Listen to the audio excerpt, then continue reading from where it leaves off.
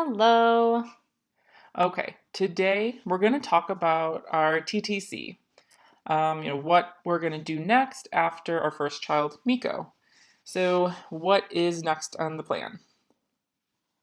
We kind of already mentioned this a little bit, kind of what we're going to try to do. We mentioned we're going to try our IVF, which is reciprocal IVF. What's wrong? Somebody's upset. Oh, you want something in the cup?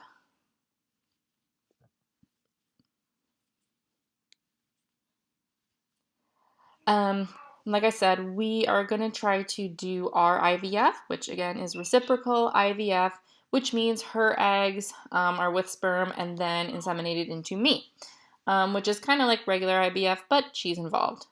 Right, hers. So that means it's going to cost the same amount that IVF would cost. I mean, IVF can kind of vary just depending on what medications you need, the actual procedures, any issues you have. So it's not an exact amount, but it's still pretty expensive. So, right now, we're considering our timeline for when we want to get pregnant, and we've decided we want that to be next year. But probably either January or February. If for some reason it does not work in one of those 2 months, we'll put it on hold until probably late spring or early summer, just because we're trying to avoid the Christmas time, which is what happened with Miko. So we're trying to avoid having the same time window as him. We'd prefer to have a different time, either before or after, instead of, right during that like March, April time. We'd prefer to have something before or after. So that's kind of our goal right now, which would mean we need to save our money within the year, from now up until, next year. So we'll go from there. So he is playing with his shoes, and he will be in the video just because we're filming when he's awake.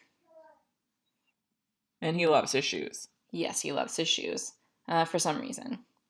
And anyway, like she mentioned, because of that timeline, that means we're trying to figure out how to get the funding. Um, oh, thank you. Yeah. You want a snack?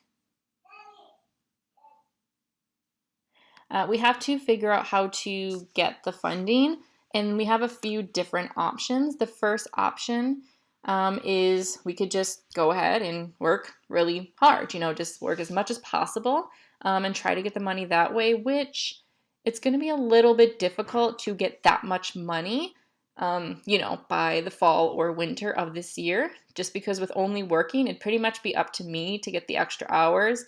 And, I'd have to work quite a bit of hours because I'm kind of limited when I can pick up extra work, only because I can only add that either on the weekend or on Monday evenings, which Monday evening is the one night during the week that I have off, and the weekend I try to spend with my family, but it's something we could do. It'd just be quite a bit. And then another option would be getting money from retirement. We do have some money in there, which we could do. So we could get the money from retirement and use that, which is not the best idea just because we should leave it in retirement, but it's an option. And then another idea would be to use a fertility loan. But I don't know, just because we do already have a house and a car and school debt, so to add another debt onto that, again, might not be a good idea. So that one I'm not too keen on, but again, it's another option. And then the other one would be fundraising. Um, I don't know what approach we could do for that. What would be the best way to do fundraising? I think it's kind of at the point now where it's either going to be just working really hard to get the money or fundraising. I think those are really our only two safe options. I don't know if any of you, maybe you think it is worth it to take from retirement or get a loan. Maybe something else we could try to get the funding other than working and doing what I'm already doing. But if you have any fundraising ideas of what to do, that would be really helpful. Um, like I said, it's going to be $7,000 or above, probably closer to $10,000 for this whole process. But we will see. But if you have any ideas, definitely let us know. I'm not really sure what is the best way to do the fundraising, getting the money for this, but let us know. Yeah, I think that's pretty much our plan right now. We're just kind of on hold, waiting to get the funds and then start the process. I mean, honestly, I think money's our only barrier right now. For me, I think whether we try now or later next year pretty much isn't going to make a difference. I'm kind of saying we're just waiting for money at this point, and our work situation really isn't going to change anytime soon. Having a second kid, I don't think it's going to make much change for that. It's still going to be fine with us taking turns, with work. And it's not like they're in daycare and we're adding a second kid and that money situation. Sorry for the camera shaking. So yeah, I think that's pretty much it. It's just money at this point.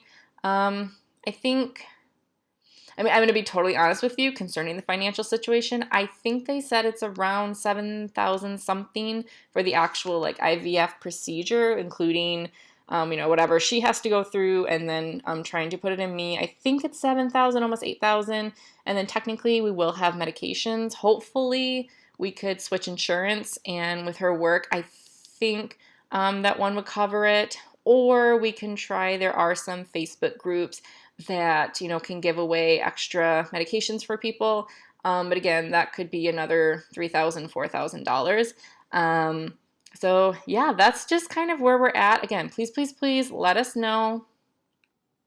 Yeah, just let us know different ideas you have. We'll look at your comments, send us messages. Let us know what you think. Yes, please, please. We really need some help concerning the financials. Okay, thank you again so much for watching and helping everything out and following our journey. We will see you in the next video. Bye!